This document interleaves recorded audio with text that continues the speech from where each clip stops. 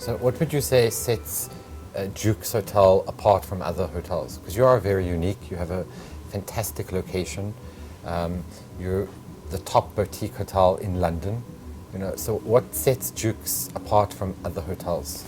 Duke's is a hidden gem. It's tugged away. You don't in Duke's, find, lots of paparazzi or anything like this hanging outside the door. It's not what it's about.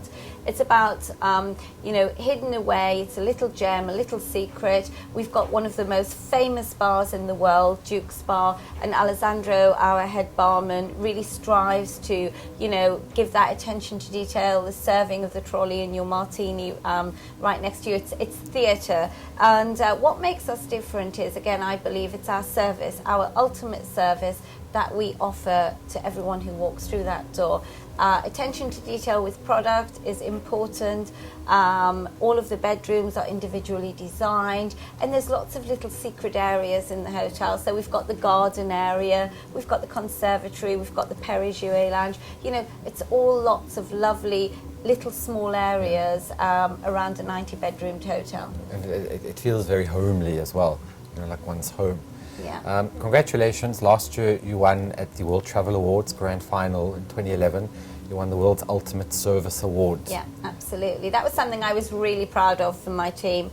There was some great hotels and some big competitors out there, but for me, service is key. When I know that behind every door we are delivering the service, the attention to detail, the smile, and the staff are enjoying what they're doing, to me, that's great. I really feel that I've achieved something when that's happening. During the award ceremony, I was watching recently a very interesting interview that you gave, and you called service Old Housekeeping. Yeah. Can you explain what you mean by that? Yes, what I mean about that is Old Housekeeping to me is about attention to detail. And if I go back to when I started my career, Old Housekeeping skills were all about the attention to detail, not just in your public areas, but attention to detail and quality that you offer to your guests. Grooming standards are so important to me, absolutely, for the staff. Looking after your staff as well, back of house as well as front of house. Involving your team in, social events, having almost a calendar of events and things going on for your team. So work becomes fun as well, and they enjoy being part of the family. Front of house, from a housekeeping point of view, I don't actually mean housekeeping itself. Yeah, no. I mean general housekeeping. Yeah. And as I said earlier about bringing people into the hotel from the minute that they arrive, make them feel as though they're coming into, a big country house that you own for the day. Do you give your staff empowerment? Oh, absolutely. Yeah, absolutely. You have to, and you have to have trust, and you have to work with them, and you have to believe in them. We want all of our staff to, really feel at home, but also, we develop them. We do a lot of training. We make sure that everything that we do for our team is about development for them and giving them a little bit of, self-esteem so that they can actually go out and deliver. I quite liked, you mentioned the point about grooming standards, because at HTMi we are very, very strict, about how our students are groomed. Absolutely. And we call them our 5-star standards, adapted from the actual industry. Yeah. Can you please give some advice to our students on why grooming is so important? Well, from the minute you walk through your door, whether or not it's for an interview or whether or not you're at work, grooming is absolutely critical to me. It's all about, the shoes that you have on, being shiny, the tie that you're wearing, the knot is right. If you have a spillage on your apron, change it. If your shirt is creased, I personally would ask one of my staff to go into staff laundry and change their shirt, because you are representing your business. Correct. You can do whatever you want to once you walk outside that door, and if you want to wear your jeans and your rugby shirt or your t-shirt or whatever, absolutely, that's your time. But when you walk into your business and into your hotel, you are representing it. So I have grooming standards where all of my staff, have their hair tied back. Nothing irritates me more when I walk into a restaurant and I see, staff with their hair floating all over the place and there's food. It's just not acceptable at all. Same with housekeeping. We have standards with, the dresses that all of the team or their trouser suits that the boys wear, right down to shoes, even to the tights. Every member of my housekeeping team wears the same colour tights. That is, again, old school hotel keeping. But to me, I enjoy it. It may be old-fashioned, but I like it. But it's actually great to hear that it's still in practice today. Yeah. So it's all about being ambassadors of the hotel. Absolutely. I love that word, and I do use it a lot myself. And I just think, being an ambassador, out on the floors, and you can do whatever you want when you go out onto the street. But when you're in your hotel, it's you're an ambassador, and you need to show passion and drive to actually show how much you care. Another interesting point that you mentioned at the interview at the World Service Awards is that you invest a lot in your teams, and you mentioned that you have a huge returning guests. Absolutely. How do you maintain that return on guests? I have over 50% of my clients return. So when I have my arrivals list and I'm checking it the night before, I look and it's, for example, anyone, a Mr. Shane who's, he's on his 396th day. It's kind of wow. And, how I maintain it is our guests, again, some guests want to become, friends of the hotel. Some guests prefer privacy and just want to be on their own. It's about having the balance and about knowing how to actually, manage the guests that you've actually got. Coming through that door. We offer little things that I believe a lot of big hotels don't. And for example, I've got guests who come and stay, almost live at the hotel Monday to Friday, and go home on a weekend. We keep their cases for them. We have guest wardrobes. We keep their gym gear with us. So there's lots of little things that we do like that are, make the guests welcome and make it attention to detail. It's not just about every guest having fruit in their room. If you were a regular guest and you prefer oranges, we'll put a plate of oranges in your room because that's what you want. Yeah. So it's about doing those little attention to detail that's different. Because, in they call the corporate world today, it's all about money, profits. Yeah. But it's still important, to focus on the actual service, that keeps the guests coming back and back again. Absolutely. Well, you only make the profits if you've got the guests coming through the door. If you don't have the guests coming through the door, you don't make any. So it's so important that you offer that attention to detail so that guest keeps coming back. Then that bottom line keeps growing, and then your owners are happy. So, it's a win-win situation. I also saw that last year you jumped out of an aeroplane at 10,000 feet to raise money for hospitality people. I mean, first of all, how does it feel jumping out of an aeroplane at 10,000 feet? Absolutely terrifying. I've got to say, my staff challenged me on it. I'm not a one who loves heights. I've done it. I'd never do it again, by the way. But what happened was we wanted to do something as a team to actually give something back to our industry and to people who either, are less fortunate or people who, have had an accident or something within the business. So we wanted to do something. So I have my head concierge, Ian, he was a charity champion last year, and he wanted to, he came up with the idea to do a skydive. I said to him at the time, I said, Ian, I'll do anything but run a marathon. I can't run a marathon. I didn't say I wouldn't jump out of an aircraft, so they kept it to me. I didn't let them know I didn't like heights neither. And I thought, right, I've got to do it. I've got to go ahead. There was 10 staff, 9 staff and myself, and I thought, right, I'm going to do it. I'm going to do it. So I did do. I've got to say it was very terrifying, but I'm so pleased that I done it, and we worked as a team. And unfortunately, one of my team didn't have a very good landing and broke her foot during it, so that was a bit sad. But we raised a lot of money for Hospitality in Action, and I've got to say, give a great buzz around the hotel as well. About the fact that we done it, and our guests even thought it was hilarious that I jumped out of an aeroplane, but there again, sometimes you just got to. But what was the whole idea behind this charity for hospitality? Okay, we actually we choose a charity every year as a hotel to support, and we're currently supporting Teenage Cancer Trust. But we also like to do something once a year to actually help people within our industry, and it's all about, again, supporting the industry and what we could do for it. And Hospitality Action is a wonderful charity, and we just felt that that was the one. I don't make the decisions, the staff make the decisions. It's up to them what they want to support. So you really take your corporate social responsibility seriously? Absolutely, yeah, absolutely. We have a social calendar for the team. We do a summer party in the park. So we do picnic in the park in the summer, and then we're part of the football tournament, the London football tournament. We have our team involved in that, and they go training for that. We do sales. Last week we had a cake sale in the cafe. Yeah. So all the staff actually made a cake and brought their cake in, and we done a cake sale. In 2 weeks' time, we're having a bring and buy sale. So bring something old that you don't need anymore at home, and we're having a bring and buy sale in the cafe. So again, it's about making it a little bit fun and a little bit of enjoyment. Yeah.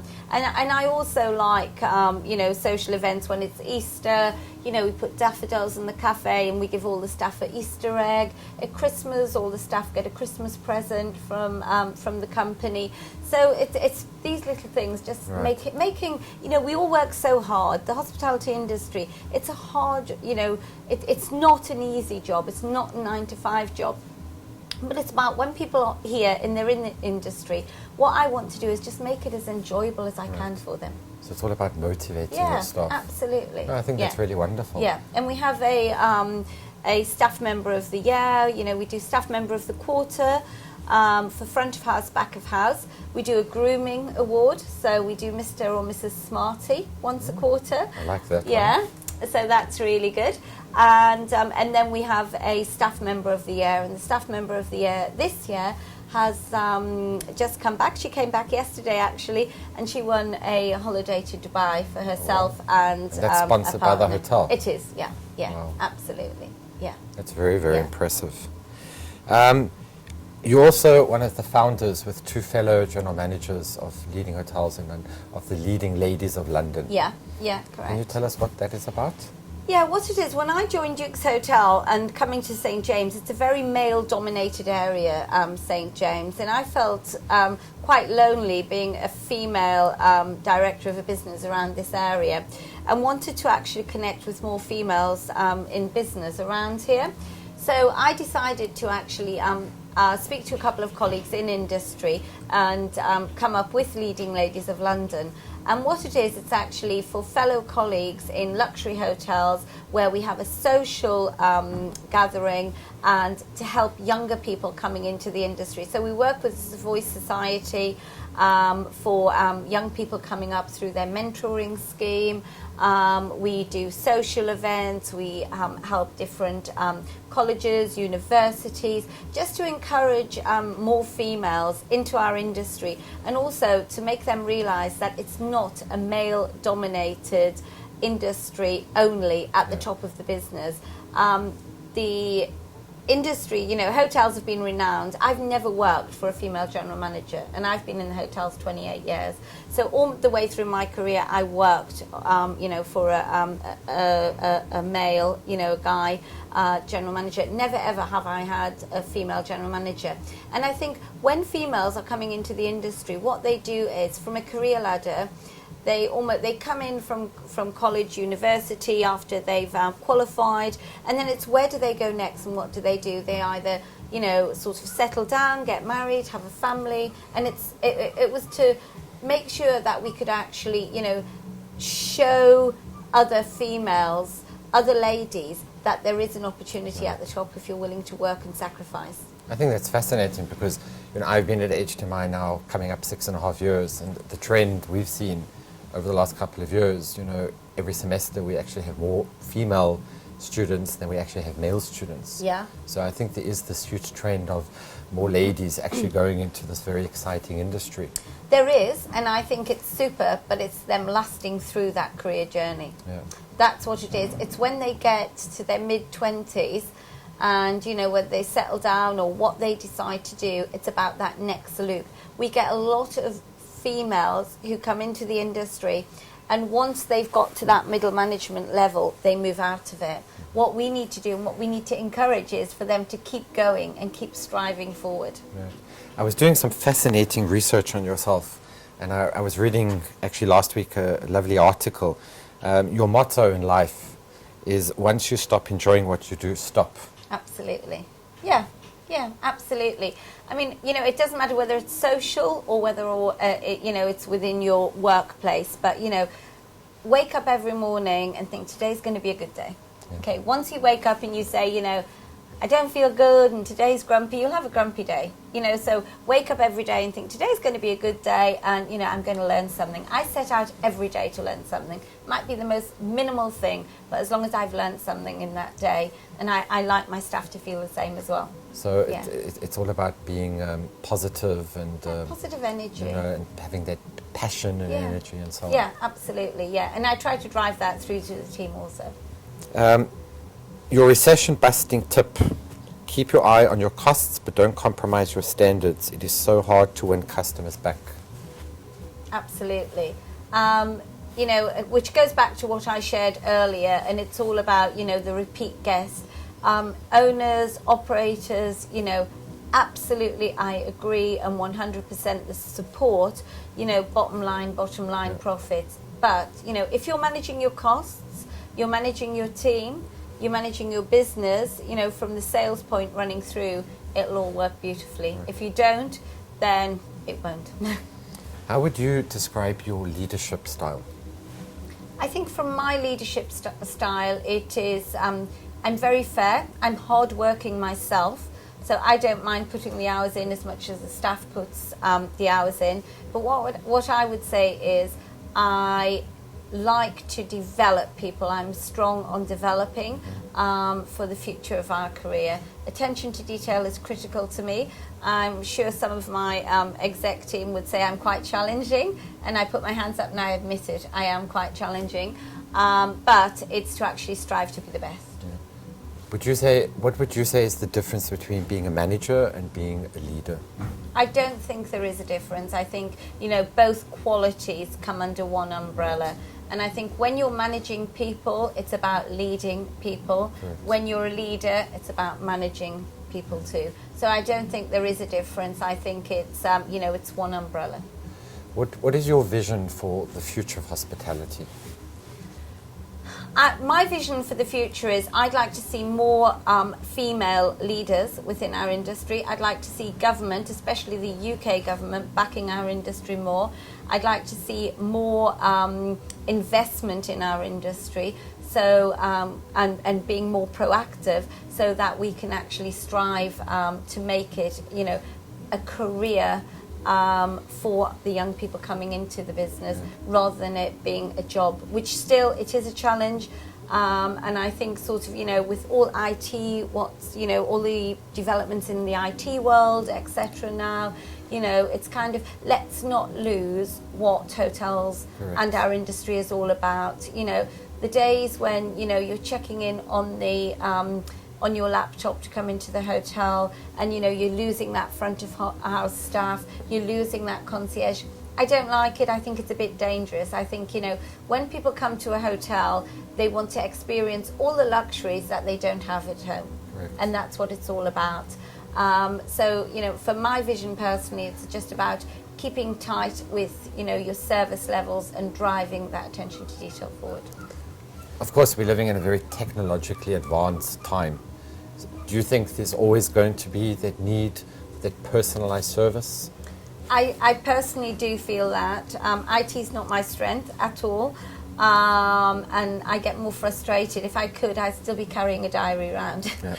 So that's, you know, I much prefer sort of being in control of my own rather than a computer being in control of it. But I personally feel as I said earlier, people want to come away, especially on leisure, to enjoy all the luxuries that they don't have at home. I think once we start, you know, talking to a door for it to open and a key card, you know, to check out, and I just think, you know, where does it stop? What is it all Correct. about? Has Jukes embraced the whole issue of social media, the Facebook and the Twitter and the TripAdvisors? Absolutely. We have our social media. We have, you know, Twitter, TripAdvisor, you know, Facebook. You have to. You know, I'm not the best person to ask any questions on it. I have someone who manages it for me. You know, someone said to me, I was at dinner on Monday evening, and someone said to me, Mrs. Dhugga, do you have a Twitter account? And I said, Duke's Hotel has a Twitter account, but to be honest with you, I don't want somebody knowing where I am every minute of every Right. day. You know, so personally, I don't have a Twitter account. Personally, I don't have a Facebook account, but obviously for the hotel, it's important, and I have someone employed to manage the social media for the hotel. So you are using it for the marketing Oh and yes, so on. yeah. I share a story with you. I was skiing in March, and I was skiing down the mountain, and somebody said to me, Debrah Dhugga, and I went, yeah. And it was somebody, one of our guests who actually come into Duke's. He took a photograph of me skiing on his mobile. Next thing I knew is it's, you know, accessed all over on the internet, and my staff saying, oh, Mrs. Dhugga, you know, I think, gosh, it's just dangerous. Yeah, of course. Sometimes you just need to get away from it. Any last minutes before we finish advice you would like to give our students? My advice would be to all the students, you know, is work hard, believe in your dream, believe in your passion, but enjoy the learning on the way. And the hospitality industry is a really exciting industry to work in. It's fun if you allow it to be fun, and then just enjoy the learning curve. On behalf of HTMi, we'd also like to thank you for taking some of our students, Michael and Gail, Absolutely. and giving them this fantastic opportunity, you know, not just working in this beautiful property, but also to experience what it's like during the world's biggest sporting event. It's a pleasure, and it's a pleasure to support, and anything we can do, you know, to the students to help them to develop. It's one of my, you know, key areas that I like to believe in to actually support students of the future. So it's a pleasure, and thank you for involving Dukes in this interview. Only a pleasure. Thank you. Thank you very much for your time. Cheers. Thank you very much. Thanks.